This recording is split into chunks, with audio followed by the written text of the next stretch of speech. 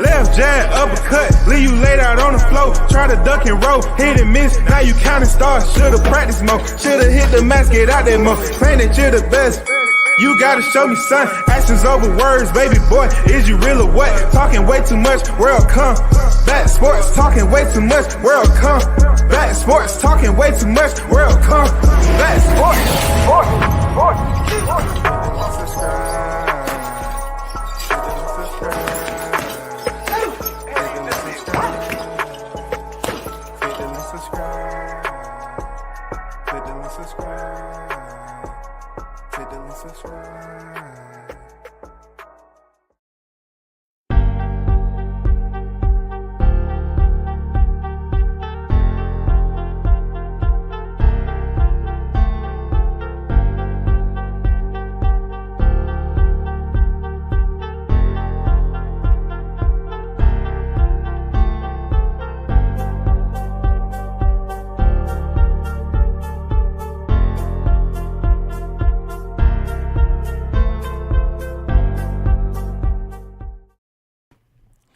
WCS on deck once again. You already know, man. It's Friday. Big shout to Big Blunts at Boxing on deck, man. What's good with it, bro? Salute to everyone that's on their way to the building. Yes, you already see what it is today. Some more boxing talk. And you know, we're talking about a fight that people sleeping on. You know what I'm saying? This fight right here, I've been wanting to speak on because I think it's a sleeper for sure. You know what I'm saying? This fight is a sleeper to show. A lot of work in the super light division between these two fighters. And I say, you know, I had to come up here and speak on Rougarou. You know what I'm saying? Regis Prograis. So let's get it popping right quick, man. It'll be a war, but Regis got the better resume. Regis by TKO UD. Okay, we're gonna get to that. So we got a prediction already. We have a prediction already. So let's get to Regis Prograis, man. He has less pro fights than Jose Zepeda, first of all. You know what I'm saying? Let's do some common, you know, let's do some common breakdowns between these two fighters. Wouldn't you believe they both 33 years old? They both 33 years old, man. You know what I'm saying? They both 33 years old. So you can't say one person's aging the other out. They both 33 years old, which is great.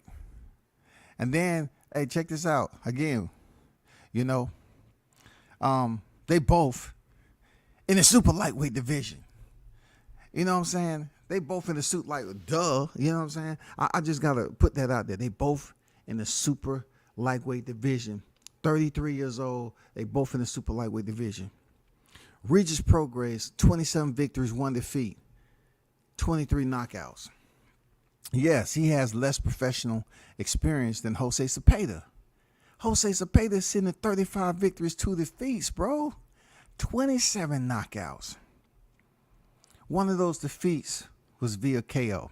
Now, don't get it twisted now. Don't start jumping to conclusions saying, oh, man, he been stopped already. Regis going to stop him. Listen, ain't nobody stopped Zepeda.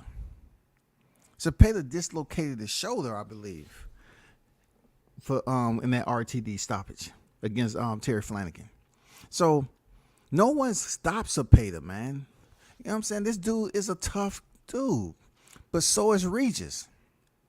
You know, the only thing about it is that we remember when Regis, I think he fought, it was back in 2019, I believe. It's been a minute he been waiting on the title shot. He fought back in 2019, Josh Taylor, who at the time, Regis had the WBA Super Light Championship, and Josh Taylor had that IBF Super Light Championship. So they fought for a unification at the WBSS, and you know, that was a war. That was a damn good fight, you know. But for Jose Zepeda, the commonality between these his championship, you know, appearance, that he fought Jose Ramirez. He fought Jose Ramirez when Jose was the WBC Super Light champion. He lost the majority of the decision. I think they fought back in February 2019, if I'm not mistaken. You know what I'm saying? So he lost that majority decision, and then he's been waiting to get back in the shoot. He fought for like a secondary title, WBC Silver Super Light, and he was winning that just to put him in line to get this fight. Now I want to take you back to how boxing, like I always say, boxing play their game sometimes. You never know what's going on. Even the fighters don't know what the fuck is going on. But let me share this with you. Y'all remember this right here? Let's go back to when my guy Regis was putting these people on notice, man. I'm gonna go to his IG.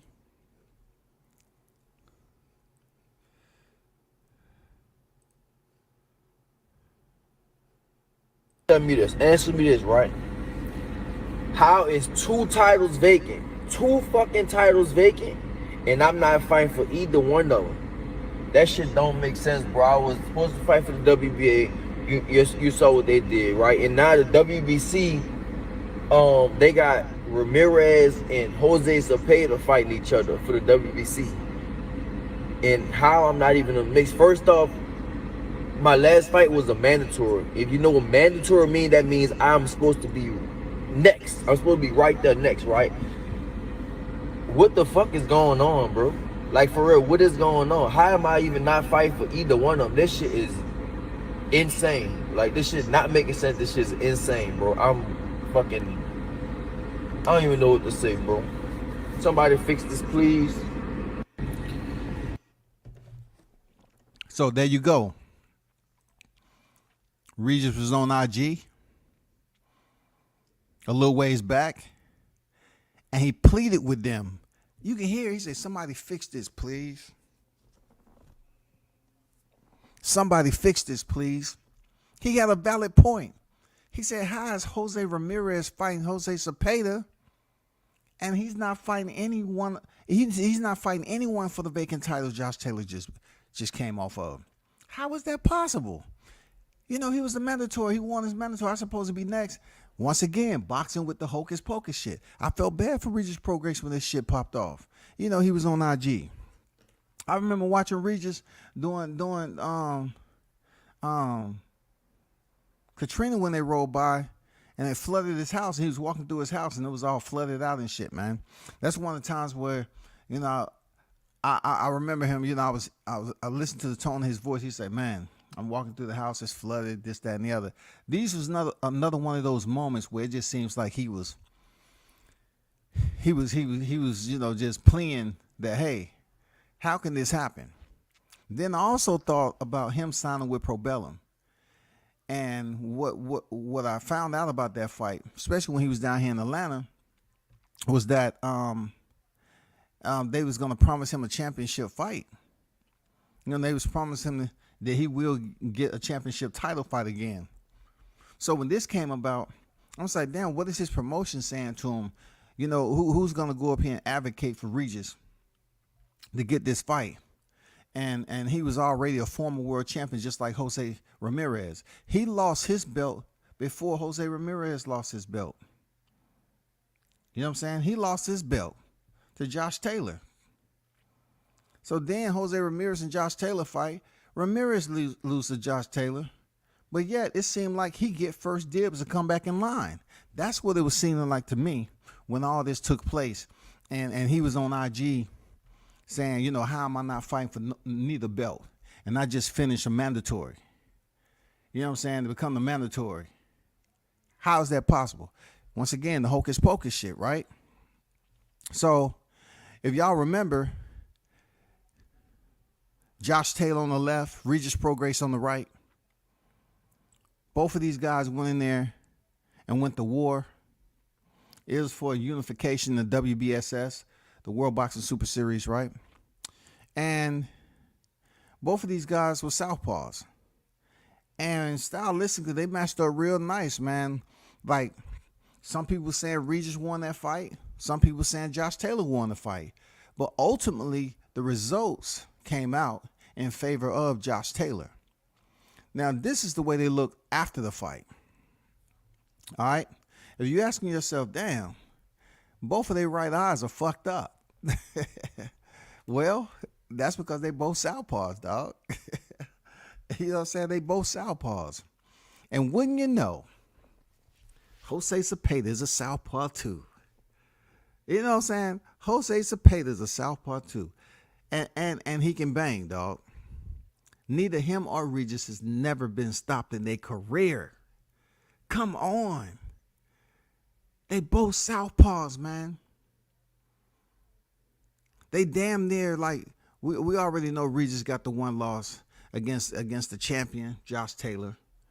And then Jose Zepeda, to be real talk, Jose Zepeda really has one loss when it comes down to competition-wise going to the decision against Jose Ramirez. Forget when he dislocated his shoulder. So with more boxing experience, you have to go in favor of Zepeda. But the better resume, just like Bunt said, you have to favor Regis. This is going to be a damn good fight, y'all.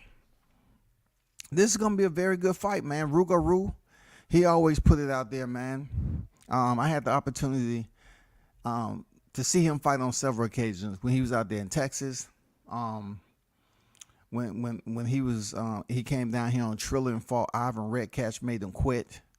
I mean, that was hilarious, because Regis looking at this dude like, bro, I didn't hit you in the nuts, man. I didn't hit you in the goddamn sack. I didn't do it. The punch wasn't that low.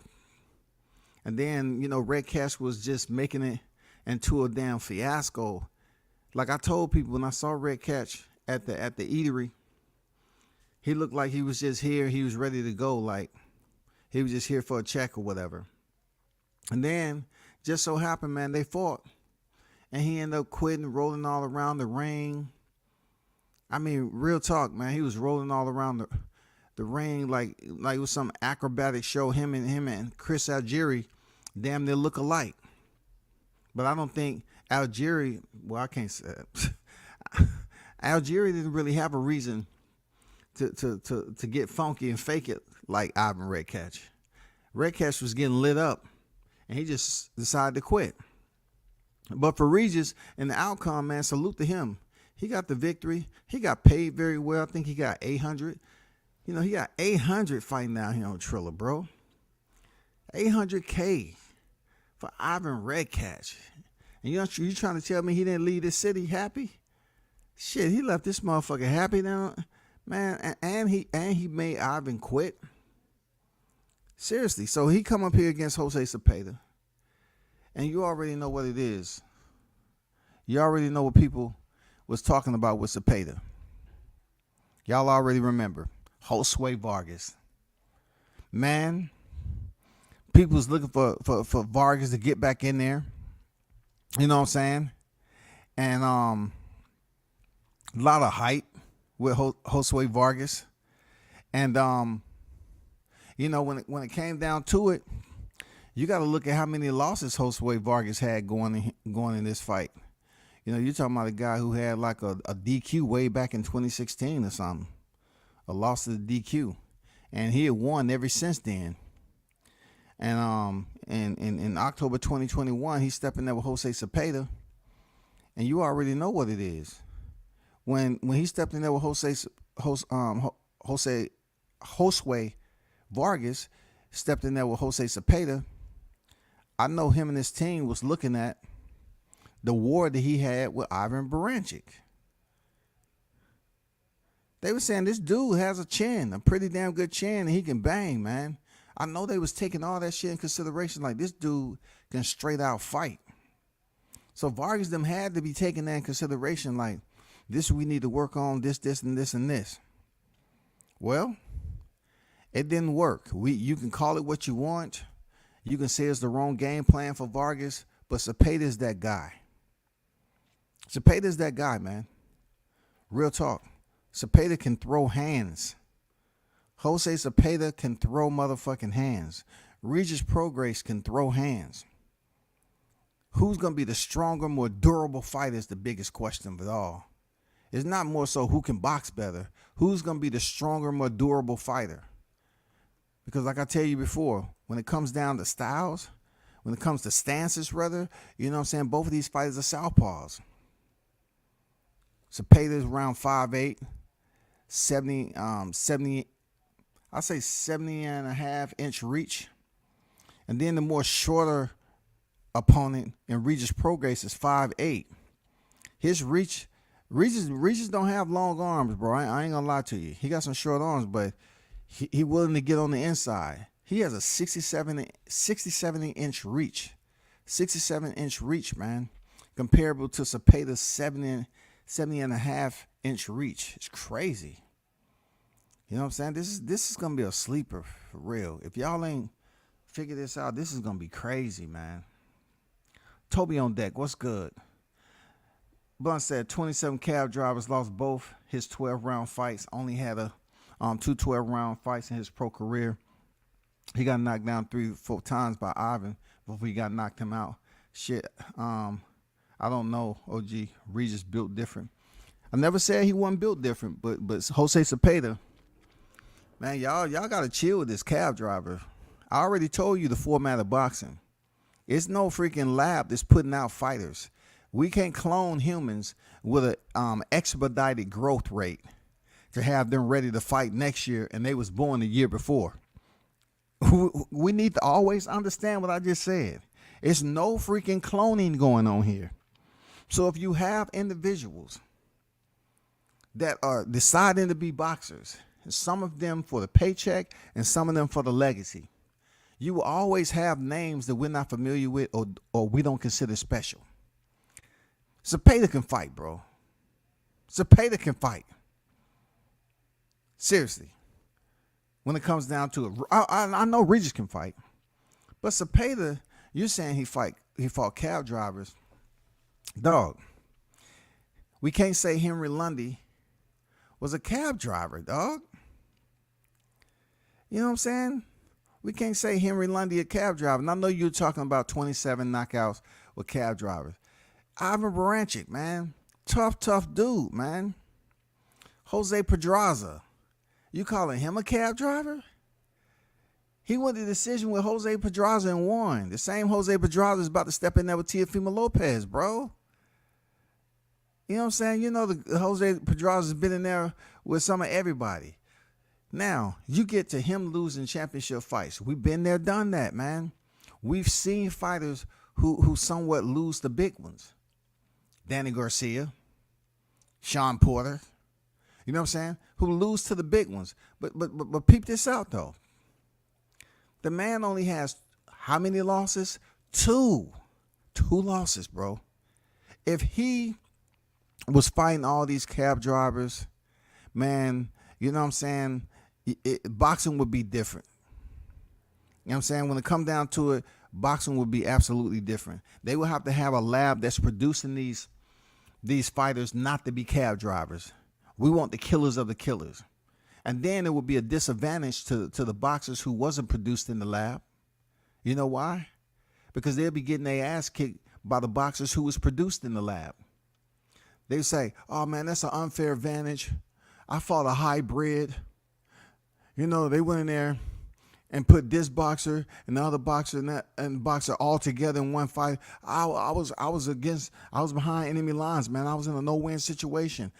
These hybrid fighters are taking over. You know, we need to do a petition and protest this, man. They need to stop producing these fighters because there's no way that the natural fighters are going to go in here and win. We can't win. Man, y'all better stop calling these damn opponents cab drivers. Well, I call them ragu, but you know what I'm saying. I'm trying to get across to y'all, man. This sport is never gonna have a holding cell of manufactured fighters, hybrids who were produced in the lab. No, it's not happening, y'all. Regis only lost arguably a robbery because he didn't knock Taylor out in the Taylor's country. Zepeda ain't fought as many southpaws as Regis has recently either. I don't know it'll be easy at all. Look at it this way. At this point, with his experience, will a southpaw really matter? Wouldn't it be the type of southpaw he's fighting? Not really him fighting a southpaw. Every southpaw, it's not like every southpaw is undefeated. A southpaw is a southpaw. Every southpaw is different. Real talk. They're different. Toby on deck. What's good with it? Sir Senior on deck. Salute that WCS in the chat. Toby say salute that WCS in the chat. Toby said, I felt bad for Regis. You just said it. Signing for Probellum. I figured it was because they was worried of a connection with Probellum and Daniel Cunningham. People were dissing themselves. Well, you know, they can say what they want about that situation, but it didn't have those acronyms attached to it. It didn't have Mike Tango Kilo. If it had Mike Tango Kilo, then it's a whole nother story, bro. But it didn't have Mike Tango Kilo. Mr. Pass on deck, what's good? Big up WCS and everyone. Big up to you, bro. Mr. Pass, salute, brother. Regis picked up a lot of fans in the UK after the Josh Taylor fight. I agree. But one thing we need to remember too, right? One thing we need to remember about the Josh Taylor fight. Ask yourself this question. If Regis fought Josh Taylor back in October 2019, why has it taken him so long to get back into championship standings? Not only that, with seeing Josh Taylor, you know, go in there and fight for the undisputed, you know, for the unification of 140, right? Why was Regis never considered? If I'm hearing, you know, someone already in the chat that said, who said this? Blunts Boxing said Regis only lost arguably a robbery because he didn't knock Taylor out. So him and a lot of other people may have felt that Regis was robbed in the backyard of the Brit fans, right? The British fans. And then some people say that Josh Taylor won. But since that unification for undisputed, why his name never came back up to step in there for a rematch with Josh Taylor? Why was he never provided the opportunity to step back in there for a rematch with Josh Taylor? We're talking about 2019, right? Regis had one fight in 2020, and we already know that was the pandemic, okay? Okay, we know that. Then 2021, we're talking about around April. That's the only time he fought in 2021. That was down here in the A. Then in 22, he fought a dude in Dubai, which no one gave a damn about that shit. He went over there and stopped a dude in a stay busy fight, you know, in 2022, and now he's stepping in here with Jose Zepeda. So why was he never provided another opportunity in that time? Because you look at Josh Taylor, right? Josh Taylor fighting freaking Regis Prograis, and then his next one was Kung Sung, Ipung Nong Kung Sung, who was undefeated, right? Not on Regis level. He was 16-0, but Josh Taylor stopped that man in the first round. Get the fuck out of here. All right? You want to talk about cab drivers? Then he stepped in there with Jose Ramirez. Boom. We already know what happened with that. Defeated Jose Ramirez for the undisputed. And then it looked like Jack Catterall came up in the picture. You know what I'm saying? The following year, and he won a split decision, but most people think he lost that fight. I'm just curious why they couldn't get that man an immediate rematch. I guess that is just the lay of the land when it comes to boxing. You have to make sure the paperwork is done correctly. so you can get back in there immediately. Something. I'm just wondering why Regis never got that opportunity.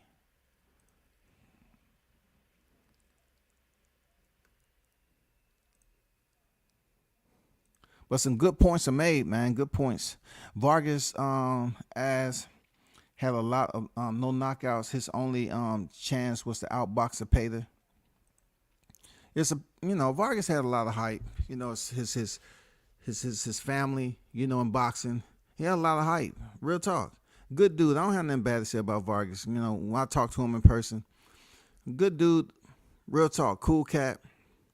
It's boxing. Boxing is tough.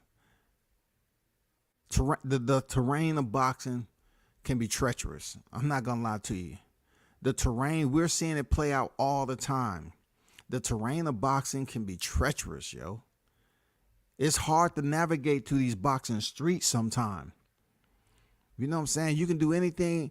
I mean, you can cover all your motherfucking, cross your T's and dot your I's and think you have it all figured out until you get in the ring and get punched in the mouth. Then everything changes. We're going to see what happens when these two fighters start to land those punches in November. This is going to be the holiday season. And you know what I'm saying? I mean, at least it's before Thanksgiving. One of these fighters is going to be celebrating differently than the other. Who is more durable than the other? You know what I'm saying? Who is more durable? If per se, what Blunt said, that he fought cab drivers. Well, if that is indeed the case, Regis should go in there and stop this dude. If he has the experience that's not recognized as respectable, quality opposition, then Regis should go in there and get this dude up out of there. You know what I'm saying? He should be able to get that dude up out of there, bro. You know what I'm saying? This is what we talking about. He should have no problem going in there. Regis is a much shorter fighter, shorter reach, and everything else.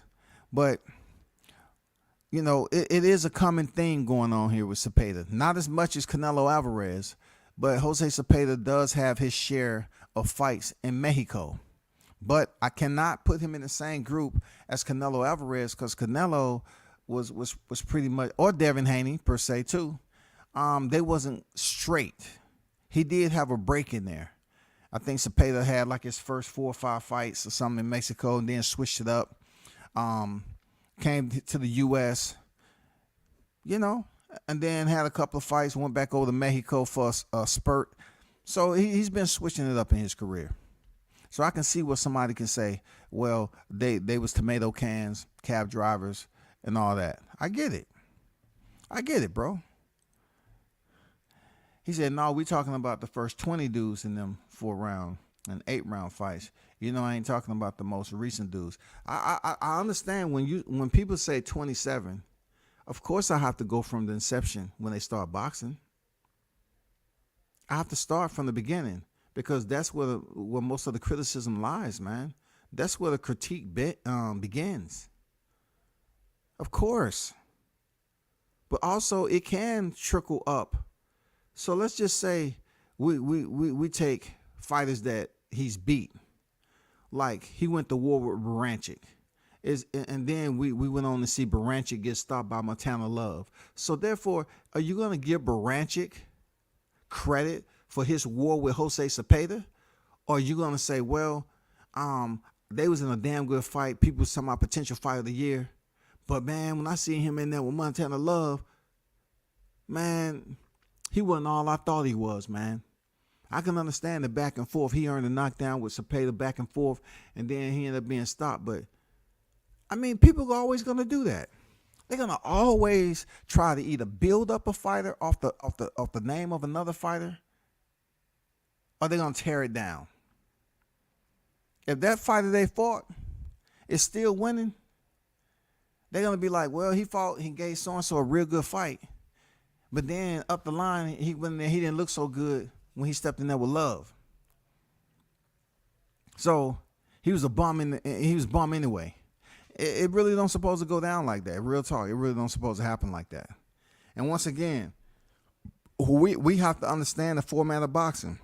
If you provide very little prerequisites for these fighters when you're doing medicals to get their license, if you don't require them to have a certain amount of amateur fights, if you don't require them to have a certain amount of professional fights, because they can't do that without getting a professional license. Real talk. They can't have professional fights without a professional license. If you can't have somebody up there to check their skill level and see if they even qualify to be a professional. Because most of the time, these guys, majority of these guys that's on the bottom level, the bottom feeders, the lower tier, they join the sport like a lot of boxers, and they face the level of competition based off their experience. So when they come on deck in the building and this their debut, they're not debuting against a 10-0 fighter. Sometimes you might see them debut against an undefeated fighter like themselves. They debuting too. They have no wins, no losses. And then you might see them coming here, debut, 1-0, 2-0 fighter. It all depends, bro. His record from 2009 to 2017, them niggas was cab drivers. But even when the camp started getting tougher, the comp, rather, it showed with the knockdown and losses. What knockdown and losses? You can't be talking about Zepeda. Zepeda only has 2 losses, bro. What are you talking about? One was because his shoulders was dislocated. You know what I'm saying? One was because his shoulder was dislocated with Terry Flanagan. Terry Flanagan was undefeated 27-0, bro. When he couldn't come back out in the second round. Go check out the box rate. He dislocated his left shoulder. So the only true loss he had was when he stepped in there with Jose Ramirez and lost the majority decision, Blunts boxing. Not a unanimous decision. He lost a majority decision. He lost a majority decision, bro. The scores was one judge had to have it even, and then the other judges had it the way they had it. So he lost a majority decision. What losses are you saying? What losses are you talking about, bro? He dislocated his shoulder. That make him a bum? That make his opponent, Terry Flanagan, one no motherfucking bum? Come on, dog. They was fighting for a championship title in that fight, dog. That wasn't a bum dude.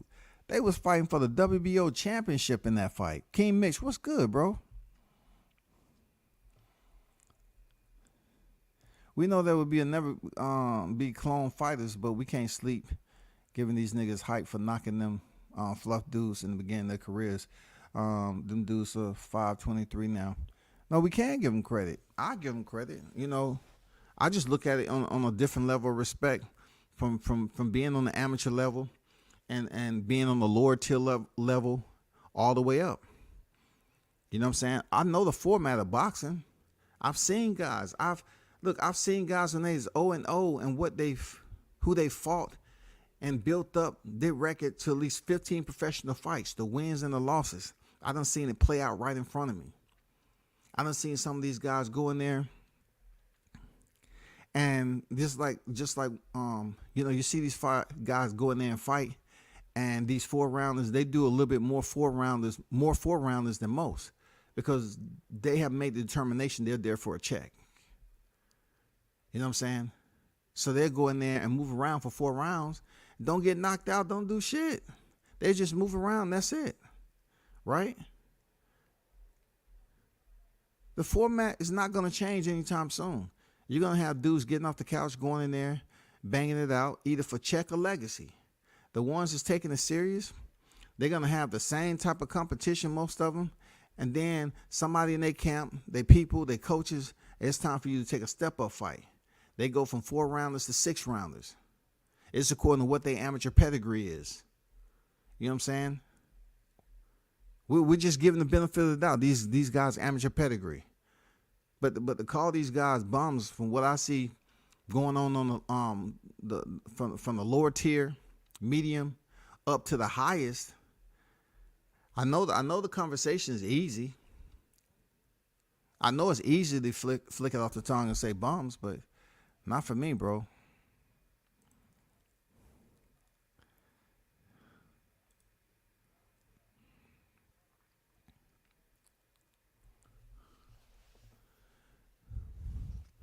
To be honest, you looking at Regis. If you look at Regis Prograis' record, let's look at Regis Prograis' record. Who the fuck is Tyrone McKenna? 22-2. You gotta understand the format of boxing. They're always gonna find bodies some way, somehow. Who is McKenna? McKenna was down in round 1. This is the Regis who was former WBA champion. He's already been on the championship level. He fought a guy 22-2-1. The record looks nice, right? It looks nice. It sounds nice. To the eye test, the numbers are there. But do we consider him somebody special? No. Nobody's talking about a Tyrone McKenna.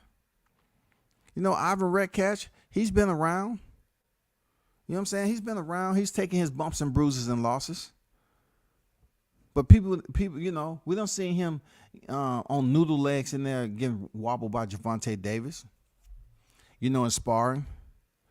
What about Juan Heraldez? We give Regis to Josh Taylor. All right. We give Regis to Josh Taylor. You know what I'm saying? Another champion to champion. Kyle Rillick. And then, of course, Terry Flanagan. Juan Velasco.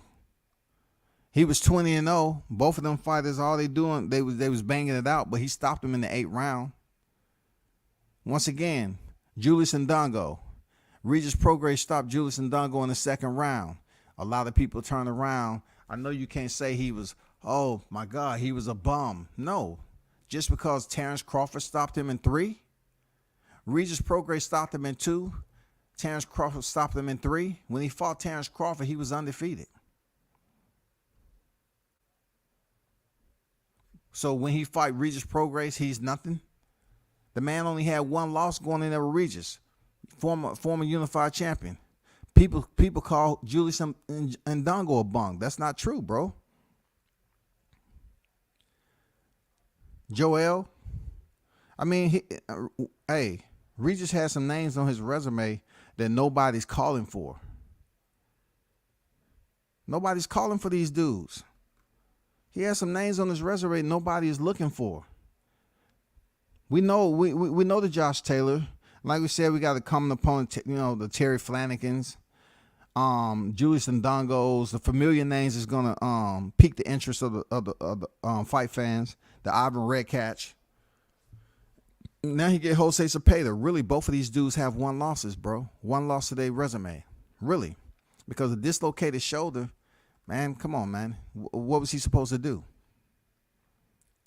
D-Ray Promotions, what's good? Salute to you. Hey, to each his own. If you compare these fighters to bums and they're nobodies, then that's majority of the fighters that compete in the sport. You know what I'm saying? I can take you to resumes that don't have any losing record, and it's gonna be some people out there that say, "Oh, he just fought bums. He just fought bums, all bums." They can have no losing records. They can say, "Oh, who is that guy? What have he done in boxing?" They're bums.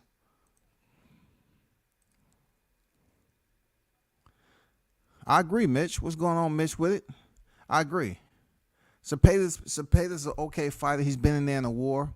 You know, he got the Mexico experience. He built up the record. Well, guess what? That record has him back in title contention right now in November. He's back. You know what I'm saying? He tried to step up and get that fight with and beat Jose Ramirez. He couldn't get it done.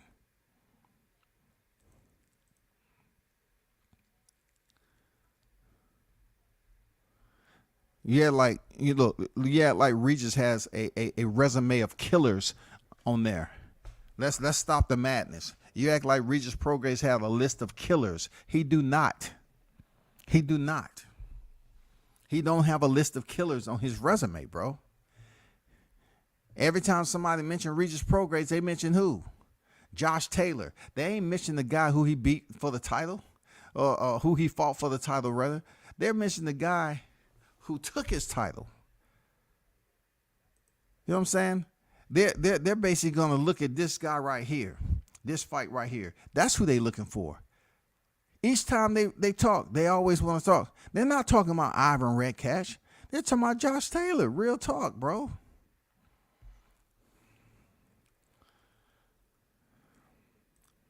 Shout out to Bruce Gas in the building. Reeves was asking the same question you asked in WCS on why his name ain't being brought back up. You played the audio.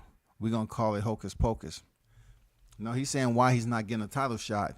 He switched to different promotions. That's why he was saying that. It wasn't too much because his name hadn't been brought back up. It was his people. You know what I'm saying? They know who Regis Prograis is. And we have to understand that Regis is one of those fighters in professional boxing who has only one loss, and he's a tough-ass fighter. People know he's a tough fighter, but he doesn't really promote himself well. He don't have like a personality. You know what I'm saying? He really don't have that personality. Like I like the Rougarou mask. You know what I'm saying? You know, I like his ring entrance. You know, seeing him walk in there and represent the Rougarou New Orleans fighter. You know what I'm saying? I like that. But he doesn't really do anything that's stands out to the boxing fans to promote himself. That doesn't mean he ain't a good fighter. He's not a bum. It's just more so his promotion at the time. You know, him switching, trying to get with him, then signing and saying, okay, if I'm promised a championship fight, why I'm not getting it? Why the fuck Jose Ramirez is back in the motherfucking slot about to fight Jose Zepeda for the WBC championship, a championship that Ramirez already owned. That's all he was saying. Why am I not fighting for the title? I'm the mandatory, right? I'm supposed to be right there. Why have these mandatories and title eliminators and interim titles and all this other shit if the fighter that's there is not going to be the next one forward? Why the fuck are we doing this? Just for play? I had Regis losing versus Taylor. I fought a stupid fight. Admittedly, so he admitted his emotions got the best of him. Taylor got under his skin. Close fight, but I had Regis. I can respect that. I can respect that, man. I can respect that. Toby said most UK fans wanted to see a Josh Taylor versus Regis Prograis rematch, but I'm guessing that wasn't because it was a WBSS tournament and the tournament was over, but UK was calling for it. Yeah, they could have made that fight one way or the other. They would have had to pay Regis. They would have had to pay Taylor. They probably wanted to move on. You know why they wanted to move on? Because you had Jose Ramirez out there. You know, they wanted to goddamn get Josh Taylor to the damn unification or undisputed. I'm pretty sure that was the end game, the mission. The mission was to get those titles, and he ended up doing it. Regis didn't get a rematch because the belts were at top rank once Taylor signed with Arum.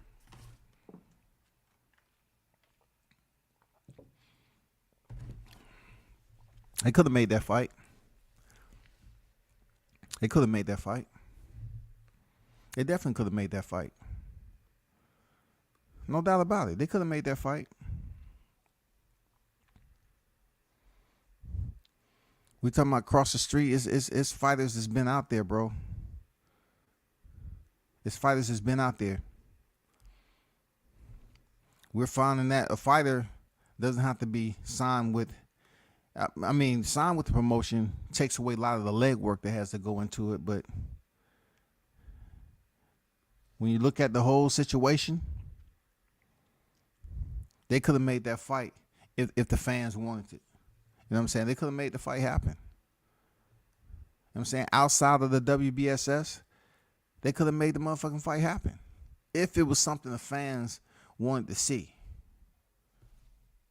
If these two were bigger names, if they was bigger names, they could have made the fight by all means. They could have made the fight, dog.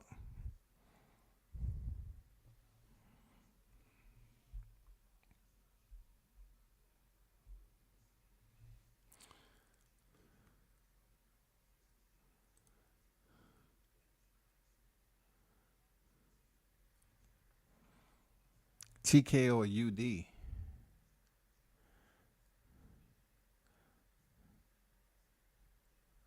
I'm off. I'm off the Zepeda loss because that don't make any sense. You know what I'm saying? You know, just a majority decision loss to the champ. You can't really chastise a fighter like Jose Zepeda for fighting just strictly bums, and he only has one loss really when it went to a majority decision. You definitely got to raise his Wall Street up a bit more than what you have it as, because he's a tough fighter. If Regis go in there and takes him out early, that only shows you their levels to boxing. Regis Prograis is levels above him as far as where he's at in his boxing career. Jose Zepeda has more professional fights than Regis. You know what I'm saying? He has one more loss than Regis. It wasn't because he went to the scorecards. It just was because he had an injury. It happens in the sport. It happens all the time. Bruce Gas, Boxing, Jazz, and more. What's good with it, Bruce? Gary Russell's shoulder was dislocated as he beat Masayo with one hand. Look, now we're getting into similar incidents with the physical anatomy of fighters. Different weight classes, different fighters. Gary had an injury. Jose Zepeda had a dislocated shoulder. Both of us are not doctors, so we can't sit up here and assume there were similarities just because the location of the injury was in the shoulder. Was it even the same shoulder? A dislocation, is it considered an injury? Technically. But was Gary Russell Jr.'s shoulder dislocated? No, it doesn't show. It doesn't. It's not on record. And he didn't have a dislocated shoulder. He had an injury. He had to have surgery.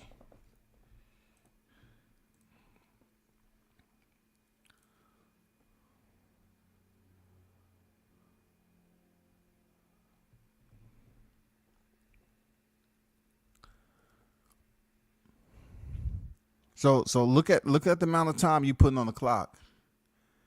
Downgrading Zepeda. Look at the amount of time you putting on the clock. You're talking about a fighter being knocked down. Were you on deck talking about Tito Trinidad when he used to get knocked down all the time? Were you on deck? Come on, Blunts. Were you on deck when Tito Trinidad was getting knocked down and getting back up? No, we expected him to get back up, right? And get even stronger and fight on. Fighters have been knocked down and still get up and fight. We've seen that shit happen. We've seen it happen so many times. We've seen fighters get dropped and get back up and fight. You know what I'm saying? We've seen wars where fighters have gotten dropped and got back up and battled on. Zepeda's a great fighter, strong puncher. I don't think it's going to be a walk in the park, but Regis can beat this dude. This ain't no close 50-50 fight like people making it. I never said it was a 50-50 fight. I never even said it was a 50-50 fight. All I'm saying is it's going to be a good fight because they match up well, both southpaws, both 33 years old. You know what I'm saying? And they had similar competition. Regis lost to Josh Taylor. Jose Zepeda lost to Jose Ramirez. Josh Taylor and Jose Ramirez fought, and Josh Taylor won. Both of these guys stepped in to face champions. Regis and Zepeda, they both lost. They both had the opportunity to step in for championship fights. So that's where the experience isn't that much of a separation between Zepeda and Regis. It's not that much of a separation. You can't downplay Baranchik because Montana Love stopped him. No, we're talking about the fight between him and Zepeda. You know, we can't sit up here and say, well, if Regis would have did more. Well, look at both of them eyes. I mean, look at both of them. They was throwing punches, and both of them was like engaging in close quarters combat and with very little defense. Both of them had swollen eyes.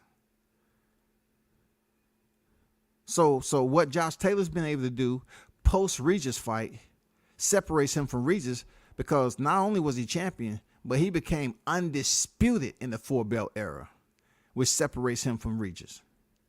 Right? What separates Regis from Zepeda is what? A championship. Not like Zepeda ain't stopped in and tried to do that himself. He tried to damn fight for the championship. He couldn't get it done. He lost a majority decision. You know what I'm saying?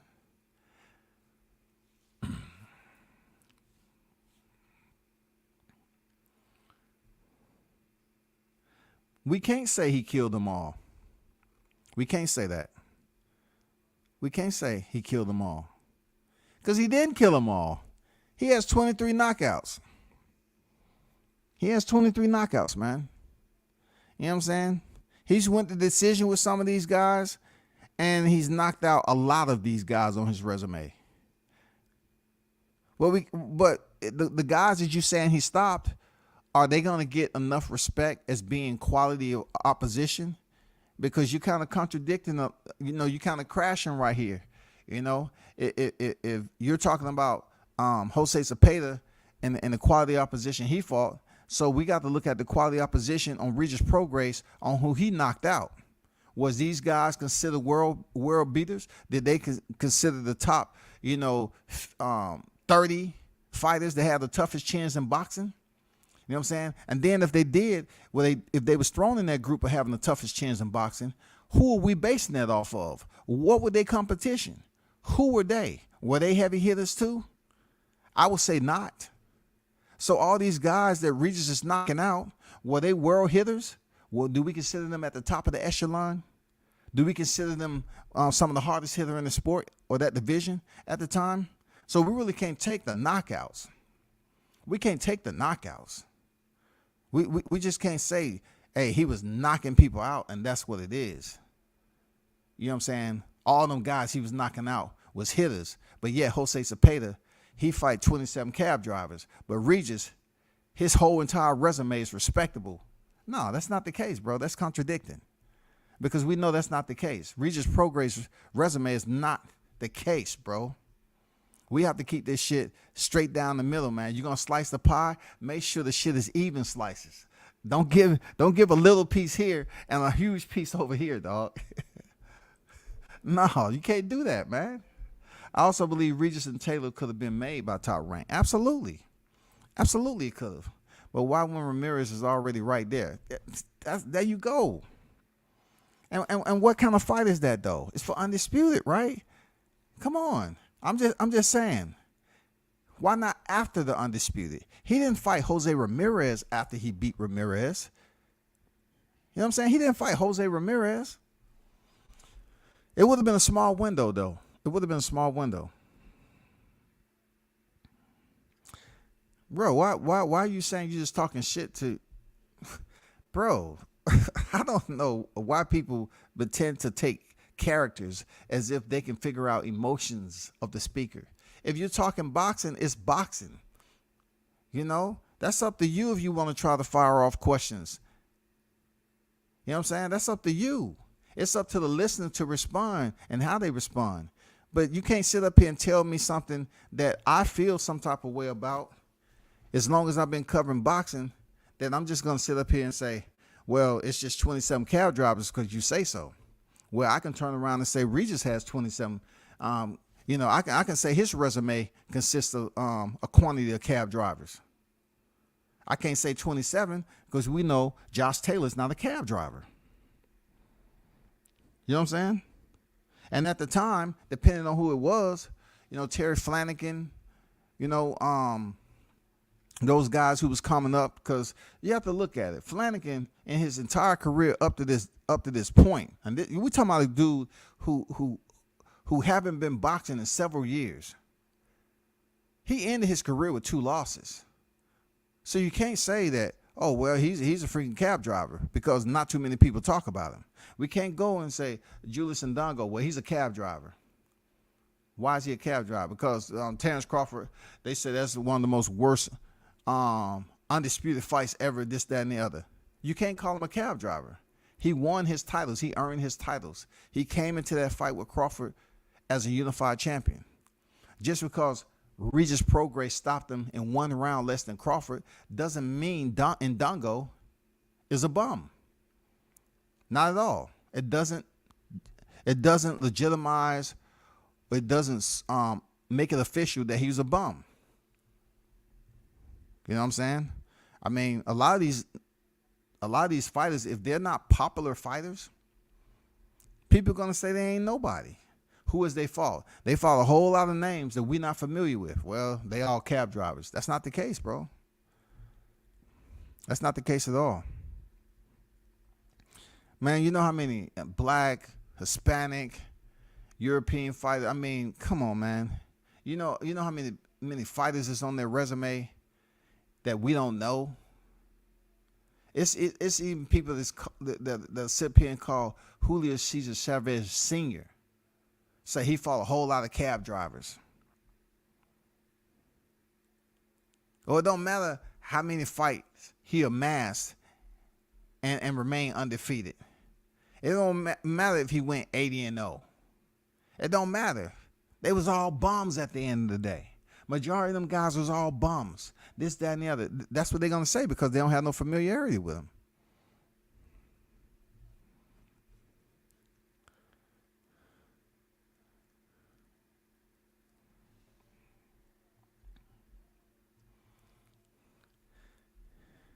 It's hard to explain the typing. I need a link, dog. I'm trying to keep the slices even.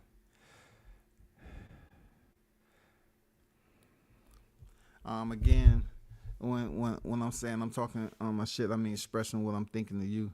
Not that I'm trying to fuck with you. Let me tell you about having a channel and doing lives all the time. You're gonna run into input. I encourage whoever's tuned in the chat to drop their input. You know what I'm saying? If it's something that I feel that I can't answer, or I just don't have the knowledge about, then I'll let them know I don't have the knowledge. But if I feel like somebody's trying to fuck with me, I've been doing this long enough. I can play it to the energy that I want. Now, it's a comfort zone when people are behind the keyboard and able to fact check all your shit and look it up online. That's a comfort zone. I'm going to be honest with you. It's easy. It's an easy ride. You can stay buckled in, and all you have to do is put that inquiry in there in the search engine and look it up. If somebody say something about some records, you can look it up. You can drop the numbers. But it's up to the patience of the host of the channel to deal with that person. If somebody get frustrated because somebody firing off questions over and over again, like they're trying to question how much knowledge you got, then guess what? You just don't entertain it. Because it's easy for somebody to be behind the screen on the keyboard to ask questions. That's just across the board in this game. That's why people jump in chats. A lot of people don't jump in chats and want to, get on the panel. They just type in the chat and they respond, they communicate and shit like that. Ain't a problem with me. That ain't a problem. But I can know within myself if somebody's just firing off questions because they're trying to make you look a certain way. I don't worry about shit like that. Because it's gonna come a time when that person has to fall in line. It's different when you're on a panel and you got to talk your shit. I don't get it. I don't worry about that shit, dog. You can fire off how many questions you want. That shit don't do nothing for me. Ain't nobody earning no degrees on this boxing shit. People gonna be wrong. People gonna be right. I don't care about any of that. I'm not trying to be right all the time. And when I'm wrong, if someone mentioned like when Q the God was on the panel, and we was talking about when Canelo fought Abner Yildirim, and I thought he fought Abner Yildirim before he fought Callum Smith. That was my mistake. I said, you're right, dog. You're right. He fought Abner Yildirim after Callum Smith. That was my correction. I was wrong. I didn't lose no sleep over that shit. He was right. I was wrong. I mean, people have to dig a little deep. When it comes to Regis Prograis and Jose Zepeda, this is a damn good fight. This is a very, very solid fight, bro.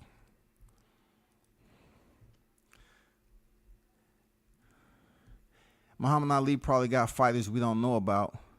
So is his record padded with Burns?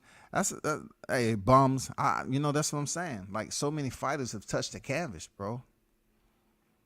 You know what I'm saying? Roy Jones has touched the canvas, but is he a bum? No. There's been plenty of fighters that touch the canvas. Are they considered a bum? Is Sean Porter considered a bum? Is Sean Porter touching the canvas against Errol Spence and Terrence Crawford considered a bum? Is he considered a bum? He's been on the canvas. Keith Thurman, former unified welterweight world champion, WBC, WBA, touched the canvas. Most notable, Manny Pacquiao, older fighter. Is people going to say Manny was old? He dropped Keith Thurman. Keith Thurman was always a bum. Are they going to say that? Not a chance. Not a motherfucking chance they're going to say that shit. Not a chance, bro. Not a chance they're going to say that shit. And what signifies a bum?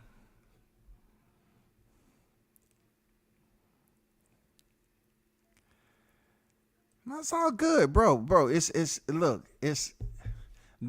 Like I said before, or the host of channel, you got to be willing and understanding that people sometimes are going to try to fire off whatever they fire off. You either entertain it or you skip over it or you don't answer it or whatever the case. That shit don't do nothing for me. If people ask me questions that I believe I can entertain, I entertain this shit, bro. If they have a difference of opinion, they have a difference of opinion. I'm not going to call a meeting and shit for the board of governors to come over. Man, we got to talk about this, man. Should I block them? No, I'm not. Come on, bro.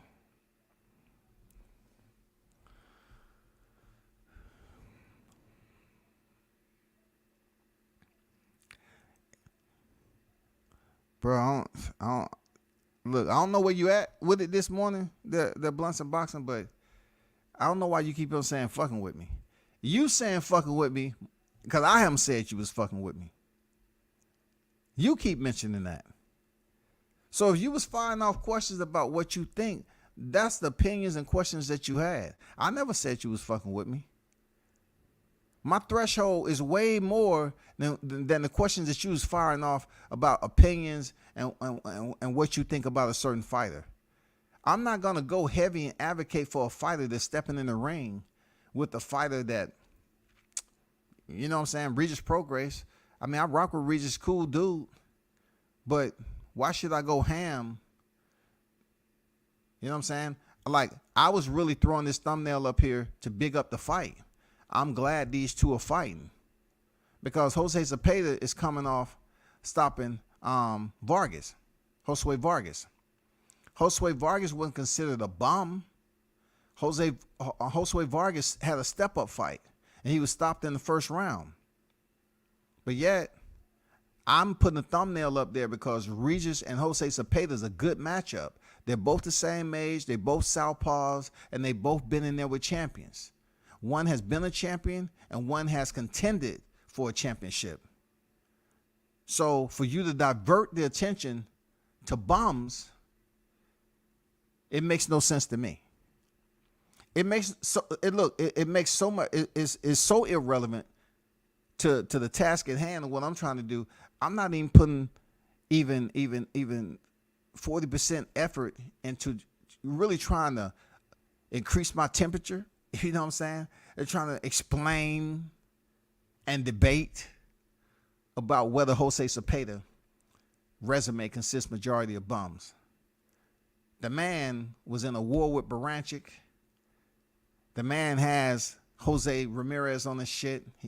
He lost. He only has 2 freaking defeats on record, but one truly from Jose Ramirez, who will go on to be unified champion and lose in an undisputed fight. Is Jose Ramirez considered a bum? Absolutely not. It's the way shit go on this hosting shit, bro.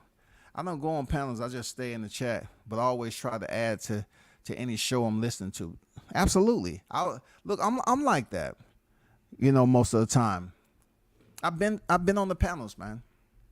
I've been on the panels. Shout out to my guy, Shaw News, the Sauce Experience, aka Showtime. Shaw on deck, man. Shout out to my guy, man. How you feeling this morning, bro?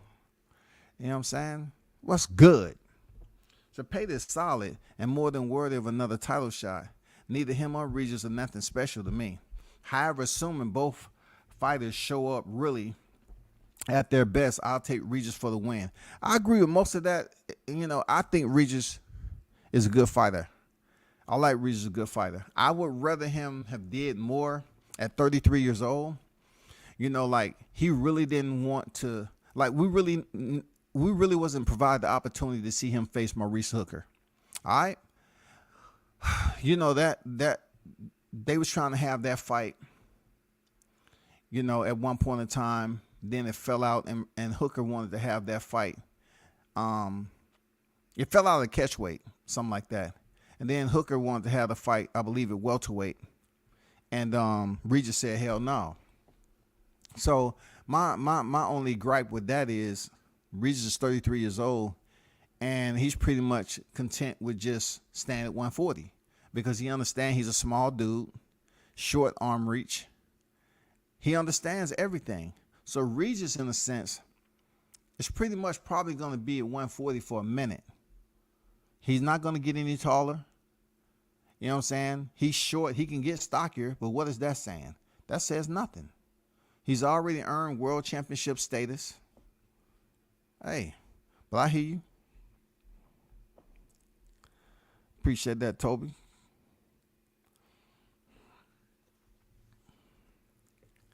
Yeah, Porter's a two-time champion. He ain't a bum because he's been on the canvas 3 times. He's not a bum. He's not a bum. No matter what people say, D-Ray on deck with it. What's good, D-Ray? We're not gonna call them bums. I never used that word. OG said the other day on the panel, he don't call boxers bums, and I agree with that. Cab drivers ain't bums, but they're not serious as boxers. Yeah, cab drivers are bums, man, in my opinion. I've never heard somebody use cab drivers and try to define the separation in when it comes to the meaning of a cab driver not being a bum when it refers to boxers. When they say cab drivers, tomato cans, bums, you put them all in the shoebox together, they're going to say, yeah, that's where you need to be. All y'all ain't shit. That's what they're going to say. Yeah, you're a cab driver. You're a tomato can. You're a bum. All of those terms, to me, blend in together for the recipe that's called bums. You know what I'm saying? It's no separation. Oh, you're a cab driver. So a cab driver is a person to get out of the cab driver and go into the ring and fight. What is a bum? A bum can be the person that's sitting in the back of the cab with the cab driver. He's also going to the same arena and getting out and going in there and fight. And both of them get in the same vehicle, and the cab driver take the bum back to his residence for the night to drop him off. Both of them went in there and got their ass beat. And the cab driver took the passenger back to his home, with a check in his hand, dog. They both bums, dog. If you look at it, cab driver, bums. Tomato cans, same thing, dog. It's just bums and cab drivers are considered human being, physical form. A tomato can, hey, it's when they used to throw tomatoes at people at a show that they didn't like. They used to throw tomatoes up there at their ass. Get the fuck out of here, boo, boo. They throw motherfucking tomatoes up there. But I guarantee you, they throw a tomato can up there that's unopened. Shit. They splitting somebody to the white meat. Well, I can't say they're serious boxing, but there's a difference, I would like to think. AB sat Porter on his ass as well. Yeah, you're right. He sure did. And see, I forgot about that. He sat him down in the 12th round. You know what I'm saying? Good catch there, Mitch. He sat him down in the 12th round. You know what I'm saying? And see, that fight's been so long, and then you focus on the reality of what's recent. You know what I'm saying? The recent with Errol Spence and Terrence Crawford, but AB did it. AB did it. Sure enough.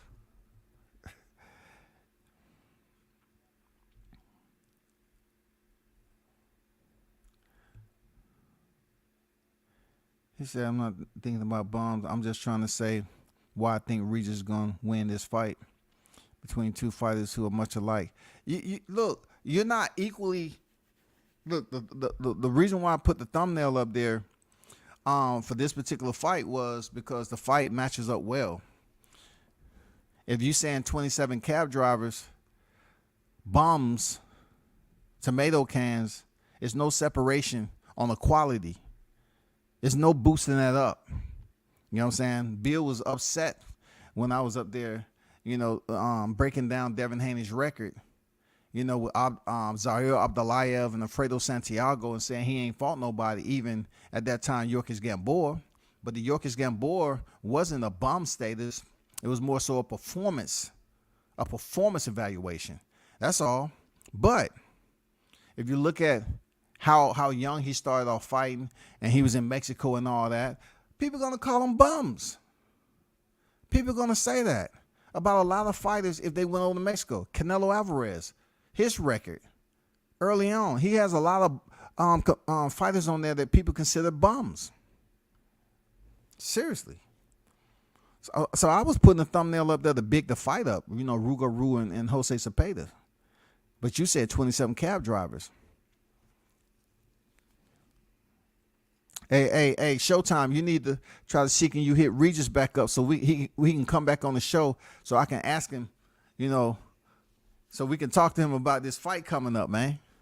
Because Showtime had him on for an interview. I believe Regis will stop Hooker at whatever weight, but I understand Regis wanted to continue at lightweight. Yeah, he wasn't trying to go up there to 47, shawty, for real. Well, look, Blunt is in the building. And I'm changing the game. Cab drivers ain't bums. We on some new shit. Hey, if it's your new shit, it's all good, bro. If that's your new shit. But boxing has always coined those terms to be in the same category. Tomato cans, cab drivers, bums have been coined for decades as being just that. Low-class fighters. They're all been considered low-class fighters. That's how they have always been considered. Regis Prograis and Jose Zepeda are top-tier fighters, man. They're top-tier fighters.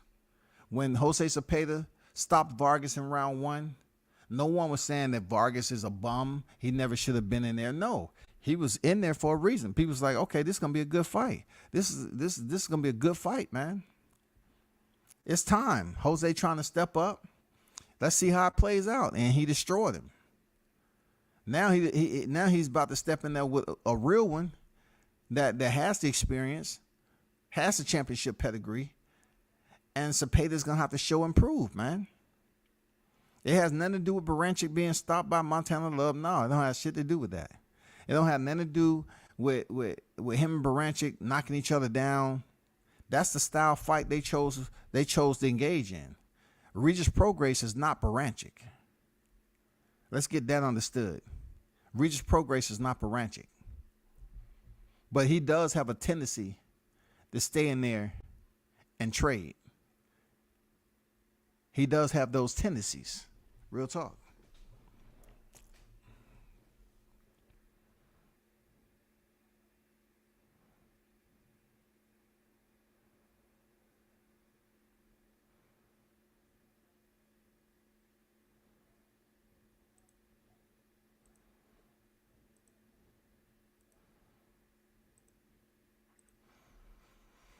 There go that link.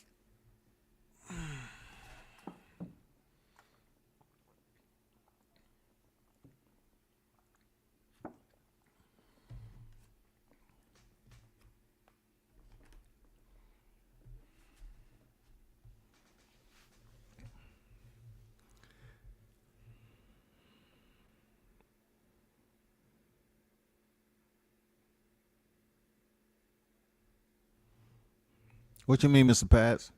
You on white runts. Maybe I'm missing something. What you mean? Let's pass it, brother. What you mean, Mr. Pats? They go to the link, man. You ask for the link, I give you the link, man. Just click the link, man. I'll let you in, man.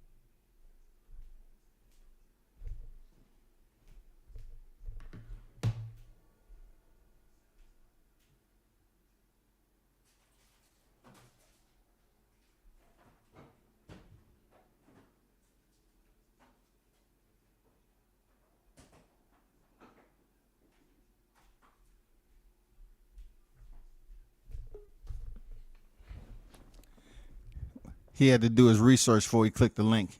You had to do your research before you goddamn click the link.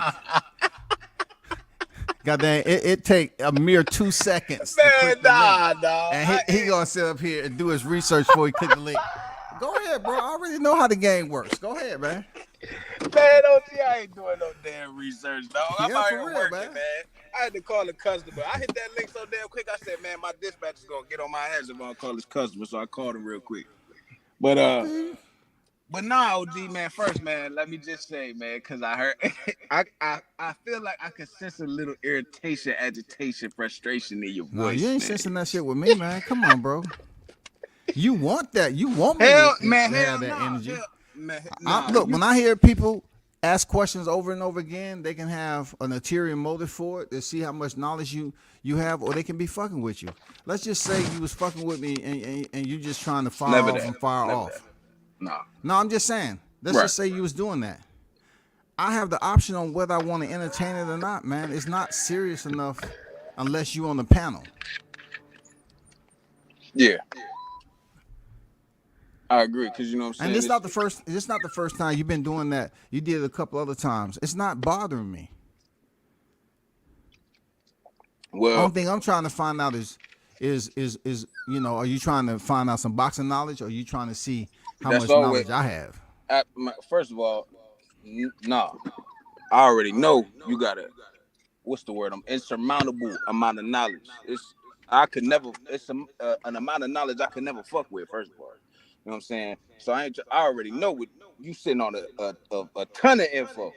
It's always gonna be me trying to gain the information and to ask these questions to see what you gonna say. The other side, the side that I'm missing. Cause like I said, OG, I'm new to this shit.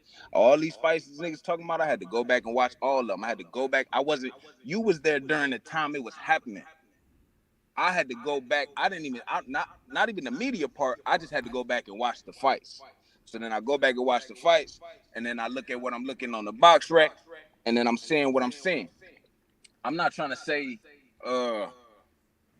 nothing about, whether dudes fighting, you know what I mean, dudes fighting bombs. I'm just saying, like, when I understand the thumbnail and the purpose of the video and all that, bigging up the fight and everything. I totally get that, and I'm not trying to take nothing away from that or anything. All I'm saying is why I see Regis either winning this fight by TKO or a unanimous decision. I don't see a split decision. I don't see a draw. I don't see a, you know what I'm saying? And this is also going off based off not what you're saying on the video, but what I've seen from so many people on Instagram and Twitter and YouTube and their comments based off of this fight. You know what I'm saying? So it's never one to I never do this. I never fuck with the homies on purpose or intentionally pick with niggas and get them in, try to rile them up. And I'm not for none of that. I'm not for, I don't want nobody playing with me. Understand? So anything But I'm you coming said at, I was irritated though. it seemed like, but listen, when you typing something, it's up to interpretation. You know what I'm saying? So if you was Exactly. listening to me say all Yeah. these things at the time they was happening, I don't feel like it, you know what I'm saying, you would have felt or said some of the things.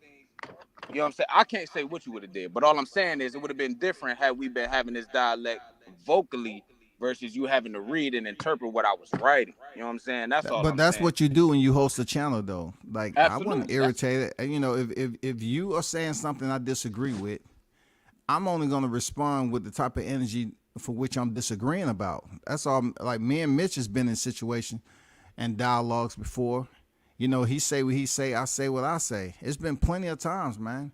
And dude, this is goes without saying the countless hours. I wasn't irritated. I was just putting it out there that Jose Zepeda, if you saying 27 cab drivers, then you're not big enough to fight. You're not interested in a Regis Prograis fighting Jose Zepeda. You're not interested because this is for a title shot now. This is for a title shot. You know what I'm saying? This is for the vacant WBC title, bro. That's all I'm saying. That's why I want to talk on it because I Yeah, see I'm it. It's gonna show out, man. This seems like it's gonna be a pretty decent fight. agreed. I think this is gonna be one of the best fights, if not the best fight of the year. Um, as far as the record, I'm not saying all them dudes he knocked out was cab drivers, but what I'm saying is them dudes from 2009, you know what I'm saying, up like at the very beginning up until maybe 2016, 2017.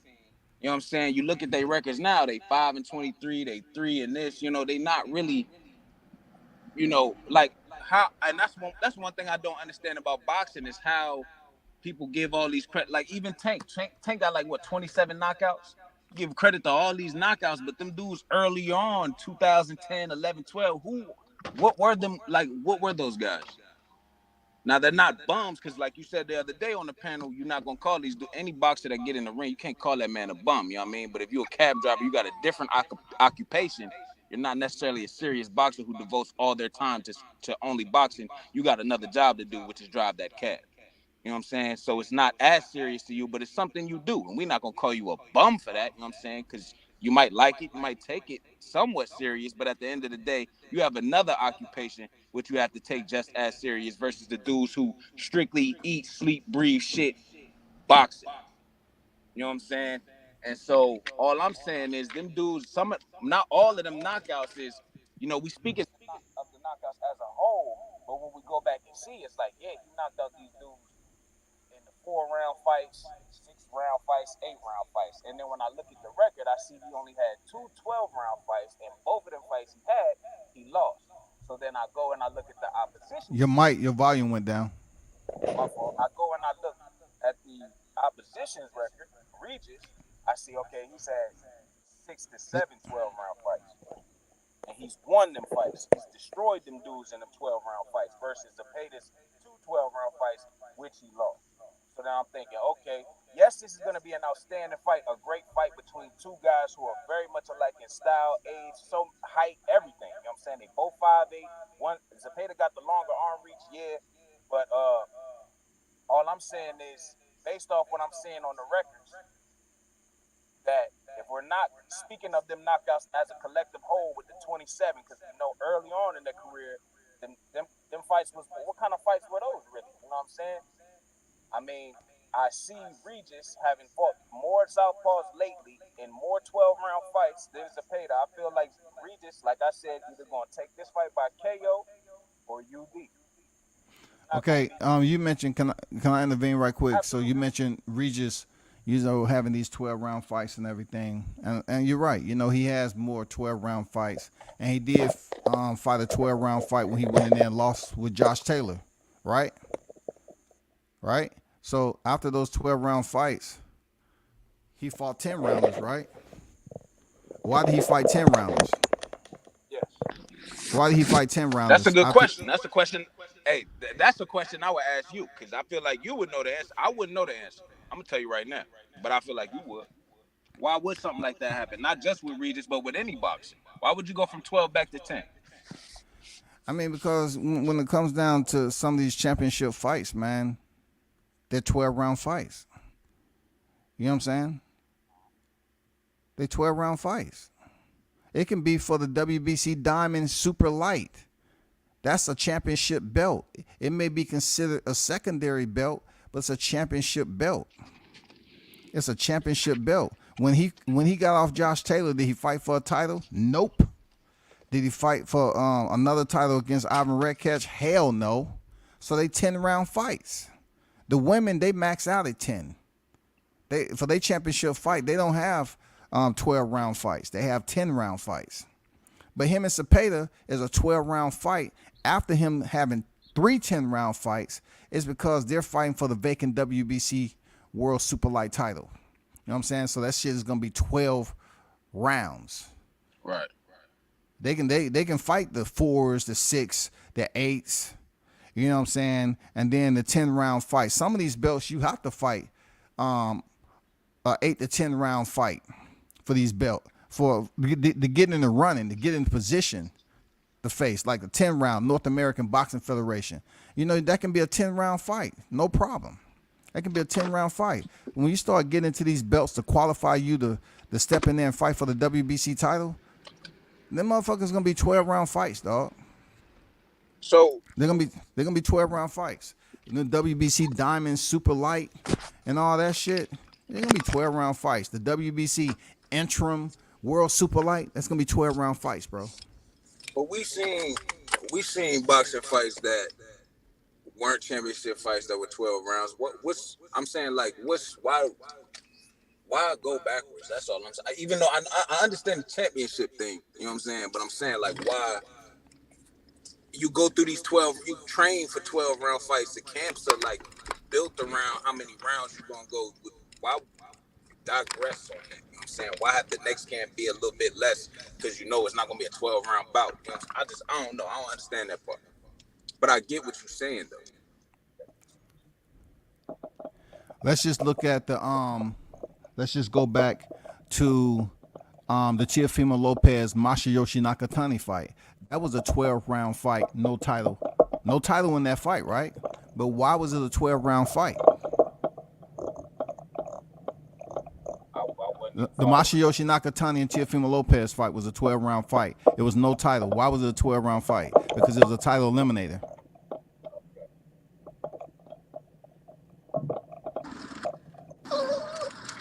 I mean, shit, I get that. You know what I'm saying? Makes sense. A little bit clarity provided on that now. You know what I'm saying? Something I did, like I said earlier in the stream. You know what I'm saying? Learn something new every day. So you have a title eliminator. You know, you're not going to fight an 8-rounder, a 10-round fight, shit like that. You know, it all depends, man. Like, to who's promoting the fight. It all depends. I would expect we don't see none of these dudes go back to 8 rounds and all. That would be, you know. But it happens. But it happens, though. It happens. Yeah, I mean, like, it depends on if it's a hiatus. It all depends, man. I don't know why, you know, a lot of fighters will even dip below 10 and come back in, but it's boxing. Shit happens. I don't know all the specifics. SB90 on deck. What's good?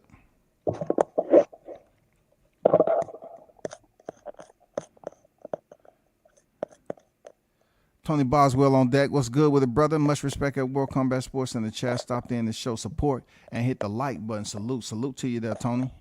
Yeah, for sure, man. Hope all is well with you, man.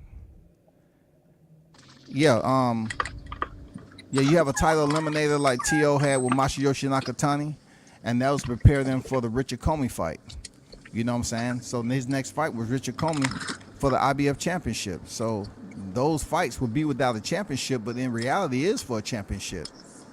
It's a title eliminator to step in there and fight for the championship. So it's going to be 12 rounds.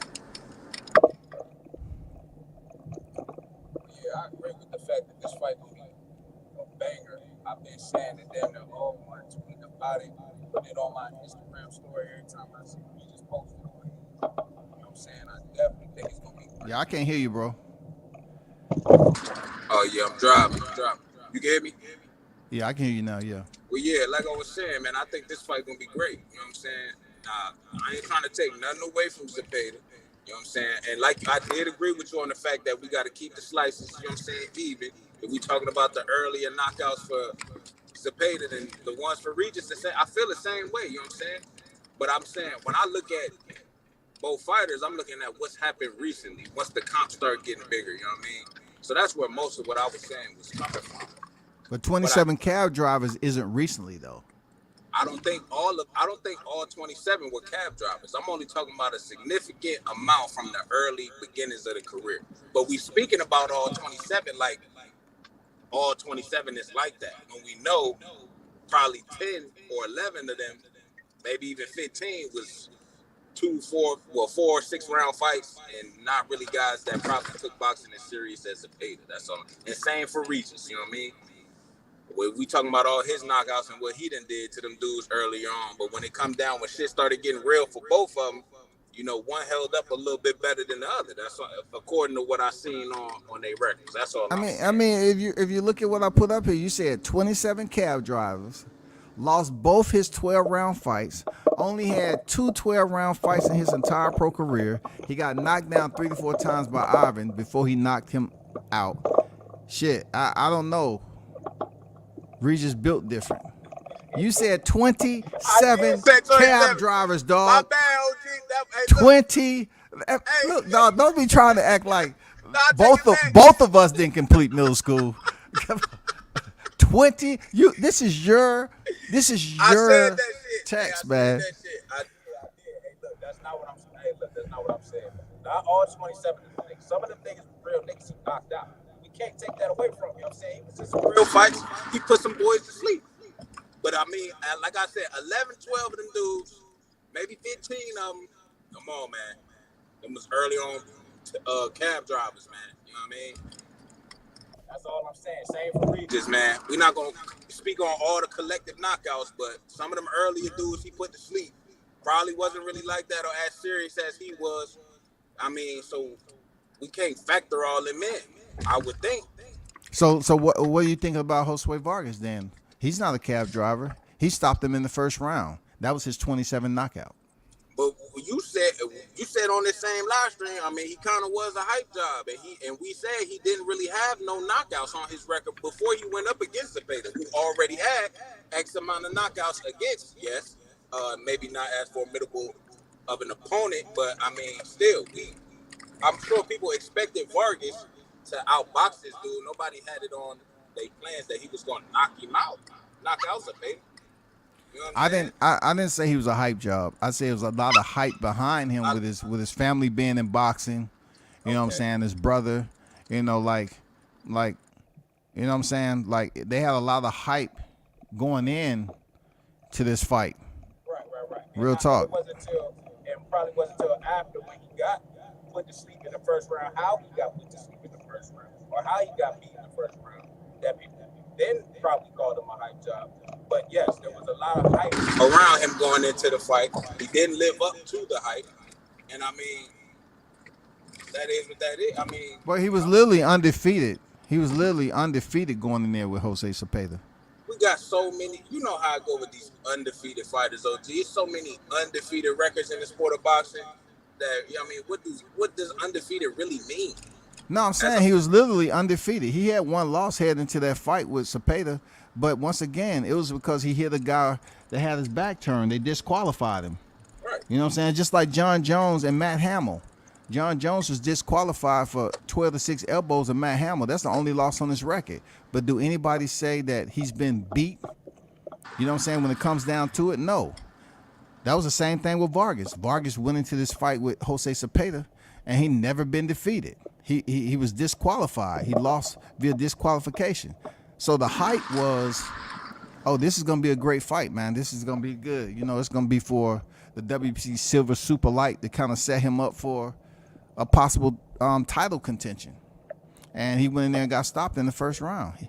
I don't consider him to be a bum. But then again, he went in there against Dakota early this year, and he was stopped in the second round. So, hey.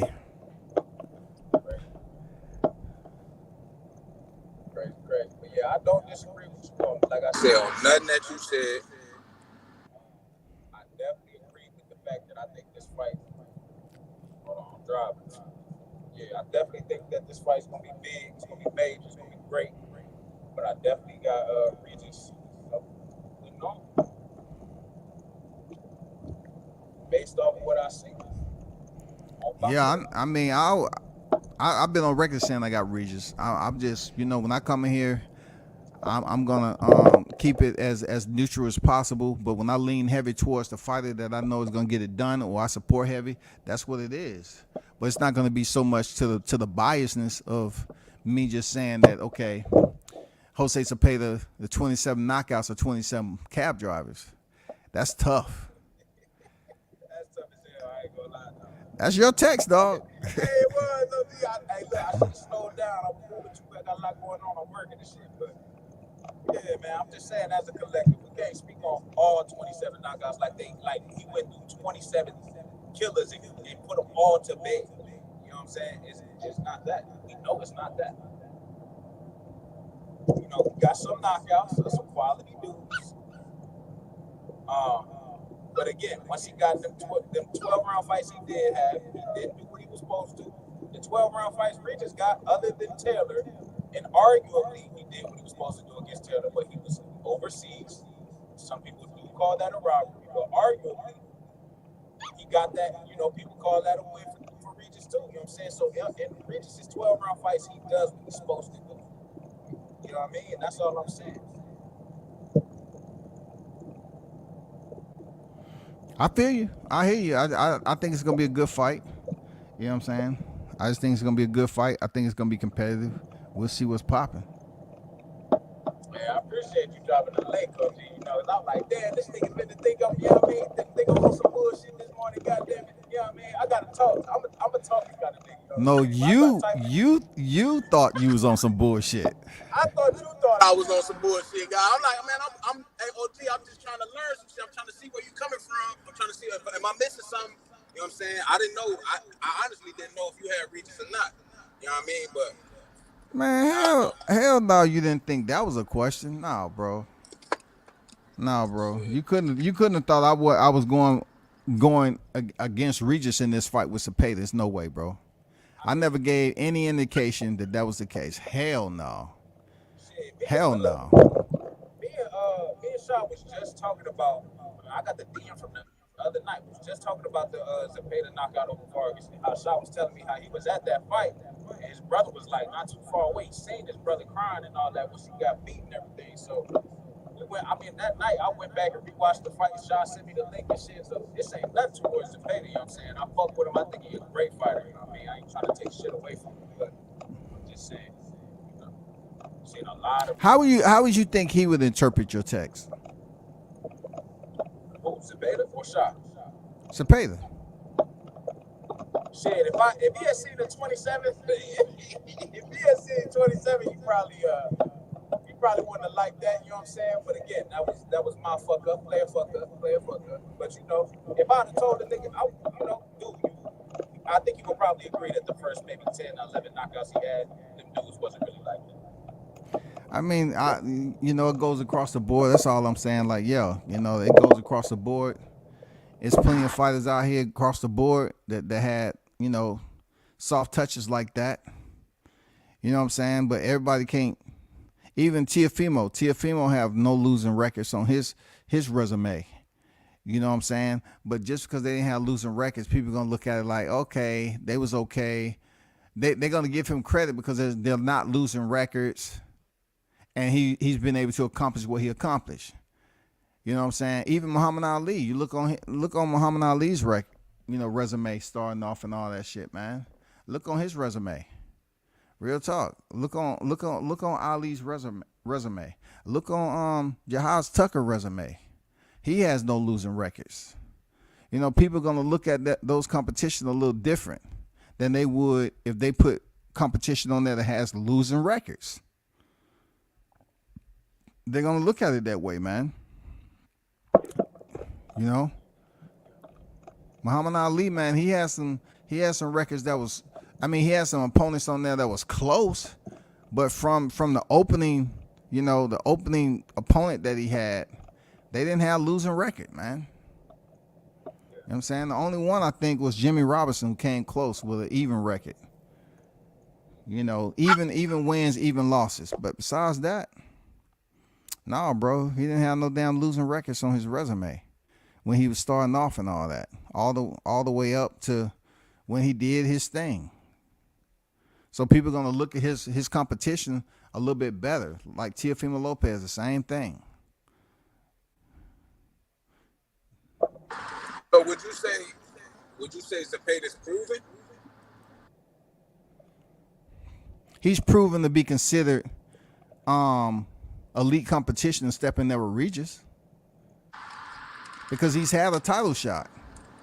He's had a title shot. He lost via majority decision, not UD. So he's qualified to step into the ring with Regis because he's already been on the championship level.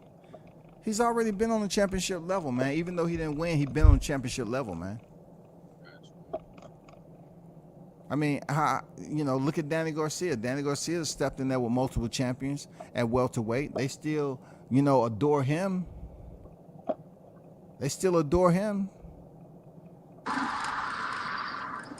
Look what he did at 140. And then look what he did when he was transitioning up to 147. He had 2 catchweight fights. And then he fought Robert Ghost Guerrero for the damn vacant WBC title. He ended up losing that to Keith Thurman, a big name. You know what I'm saying? Then being able to fight for the title he used to have again against Sean Porter. Lost that in a vacant title showcase. Stepped in there as a damn ring return for Errol Spence. Lost that. Is he a bum?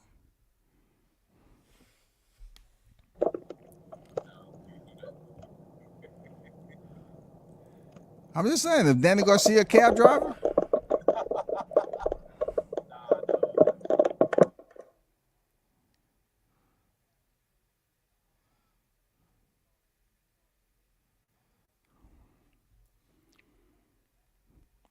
But it's all good. Appreciate you pulling up, man. I'm about to jump up off here, man.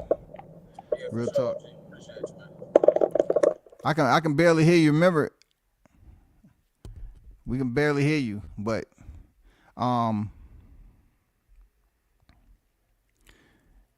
yeah, we have fights tomorrow, man. Regis Prograis and Jose Zepeda is not. I say again, is not tomorrow. All right, I'm just putting it out there. I'm speaking on this fight, but it is not tomorrow. It's November 26th. November 26th for the WBC World Super Light title that is vacant, that Josh Taylor used to have. It is vacant. All right. I want to take y'all to another. This is a little bit off the Regis and Jose Zepeda, man. I want to show you this video. It's Shaw News video. I want to show you this video and you tell me what you think, man. And look, y'all better stop fucking with the champ. I'm telling you, they listening to this YouTube. They listening, bro. Listen to this right here. Deontay Wilder, man. Yeah, the boxing voice? Yeah, get out of here, bro. Champ, you talk to you fighting your opponent. You familiar with this? Let me wait till it start back up, man. Hold on, man. Damn, boy. These boxers are tuned in, boy. They getting the word.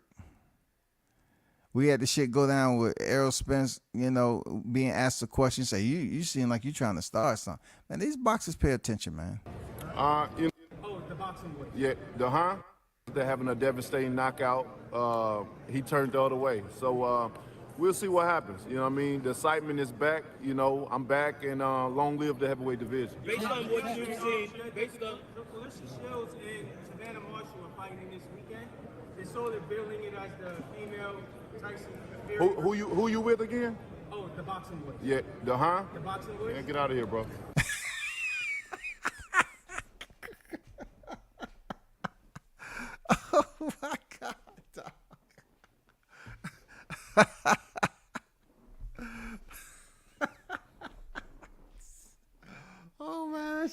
funny as shit.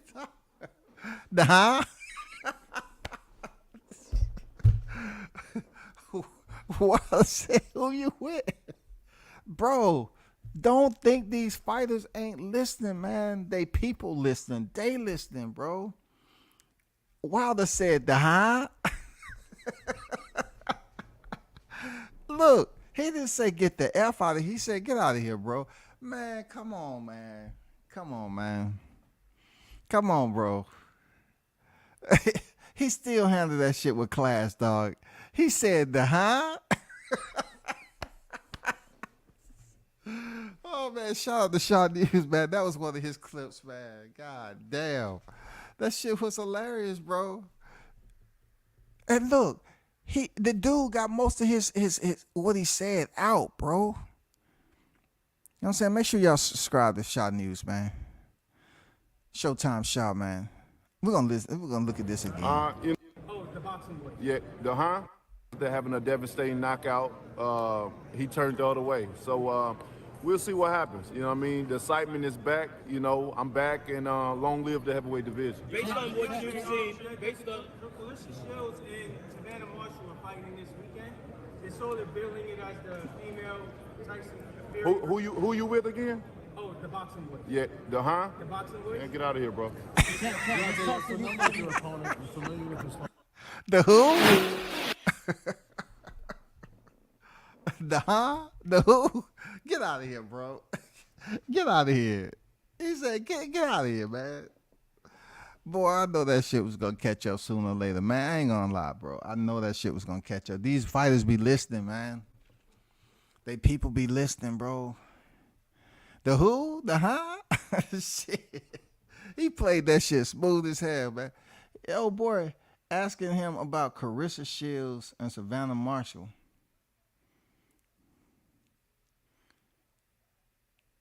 And he said, who are you with? Now, I don't know if that person had on the merch or they just had familiarization from seeing that individual online. That is it's a perfect example. These fighters and they people be listening. Even goes for me, man.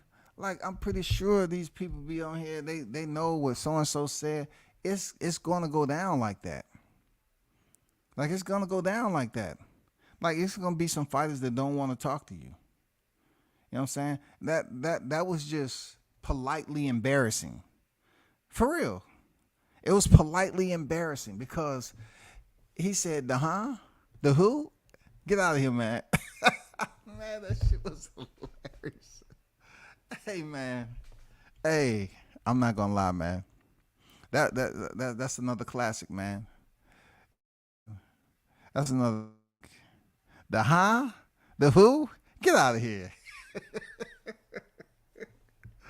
Oh my God, man. That shit was funny. I ain't gonna lie, dog. That shit was hilarious, dog. Oh my God. Oh my God, bro.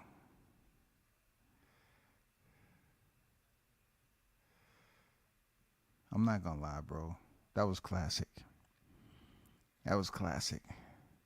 Boxers are not looking, boxers are not going out here being super nice to the switch ups, man. Leave that shit to baseball. Leave that shit to baseball, man. Leave that shit to baseball. They're billing it as the female Tyson Fury. Who you with again? Oh, the boxing boy. Yeah, the boxing boy. Yeah, get out of here, bro. You're familiar with your opponent. You're familiar with his fight. He said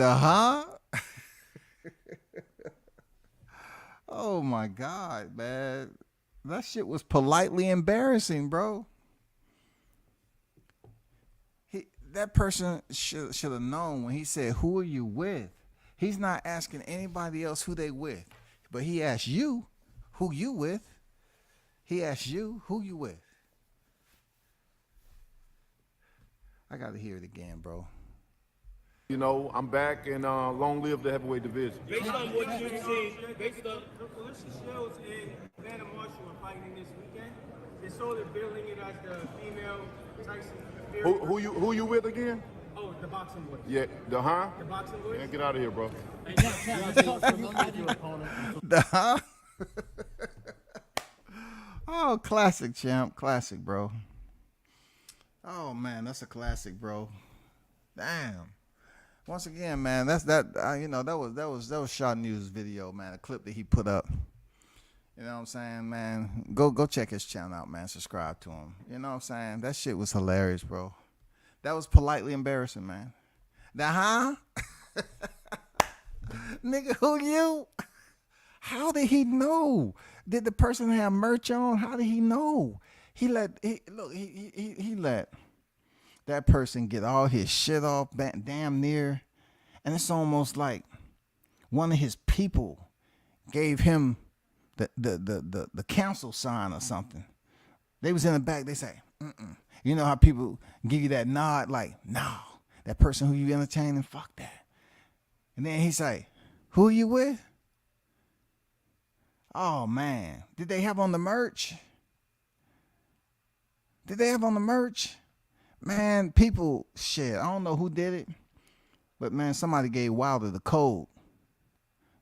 They gave him the code, bro. They gave him the cosign, man. They said no. Yeah, me crying, man, for sure, man. That shit was hilarious, man. Huh? Man, I'm like, damn, how did he pick him out though? What brought him to mention, to ask them, who are you with? Man, we seen this shit play out. I'm telling you, man, we seen this shit play out. Doing the losses, man, we seen this shit play off. Ness, we heard it, Ness. You knew it was coming, Ness. Come on, don't act like it's something that you unfamiliar with. Look, let me tell you something. Like I said, I was in fight camp with Ness at one point in time with Deontay. So we was literally standing when Showtime was there, PBC. We was literally standing damn near beside each other, asking questions during the Q&A media scrum to the champ when he was sitting on the ringside. That's when the network came there. That's when the network was there. So for Wilder to go into the trilogy the way he did, and you know, I'm talking about with Tyson Fury trilogy, not anybody else trilogy, not Brazil trilogy, not Stavern trilogy. Even though they fought twice, it never developed into a trilogy. Not the Ortiz, it never developed into a trilogy, but Tyson Fury trilogy. Ness chose to lay down some criticism to the champ, man. And that day it was over. You know what I'm saying? That's why I say, hey, when it comes down to people trying to instigate what the champ does do and don't do, if I don't get an invite, that's him, man. That's his place. That's him. He the fighter. I don't get wrapped up in that shit. I don't. Nor am I gonna be, pulled in to instigate a situation that's out of my control. You know what I'm saying? You got to be very careful with people doing that. He chooses what he chooses. His people chooses what they chooses. You know what I'm saying? Whoever he chooses to invite over there, why am I feel some type of way about it? That's what he chose to do. If I'm not invited, I'm not invited, man. Come on, bro. But that person right there from the Boxing Voice, man, I like Boxing Voice. Shout out to Ness and them. But man, goddamn it, these boxers, they people, man, them cats are tuned in. And they the LPOP, dog. They the lookout. And they up there asking about some female fight. Female Mike Tyson. He cut them out, say, who you with again? Huh? Get out of here, bro. It was just hilarious, man. I ain't gonna lie, man. It didn't have my stomach hurting like Coach Malachi video the other day, but it was hilarious because the only reason it made me laugh the way it is because I know where it's coming from. I was there. I know the history. I've seen this shit play out. That's why I said, man, I appreciate the opportunity that the champ gave me. You know what I'm saying? I seen this. I seen the Boxing Voice there. I seen Ness there. I know he has a history with some of these fighters, and the criticism he's given now, and boxers are tuned in. They paying attention, bro. They paying attention. Real talk. They paying attention, man. They paying attention. That's all I gotta say. They paying attention, right, Shaw? These fighters are paying attention. They people are paying attention. You ain't gonna be able to meet somebody at 7-Eleven and it's all square. No. You're not gonna be able to do that. Even though the person that you thought you was talking to is just a figment of your imagination. Just saying, dog. These fighters are listening, bro. You can't switch when you want to switch. You know what I'm saying? You either down or you're not. What Letitia said, you pick a motherfucking side, dog. Stop playing. You pick a side. Seriously, you just pick a side. Showtime said they listen and watch. That's the truth. They do, man. They listening. Based on Felicia Shields and Savannah Marshall are fighting this weekend. They sort of billing it as the female Tyson Fury. Who you with again? Oh, the boxing boys. Yeah, the boxing boys. Man, get out of here, bro. Man, shout out to the humor, man. Wilder had that smooth humor on the diss track. He had a smooth reply on the diss track, man. Who you with? The Get out of here, man. So that wasn't Danny. I don't think that was Danny. I think that was somebody else that's there getting the content, like, you know, you got Fight Hype and all these other some of these other groups that have people there to get the information and send it to them. So I'm thinking, I don't know if he already did, but I have to see. I don't know if, let me check right quick while I'm up here. I don't know if the Boxing Voice responded to that shit or not. I don't know. But I can check.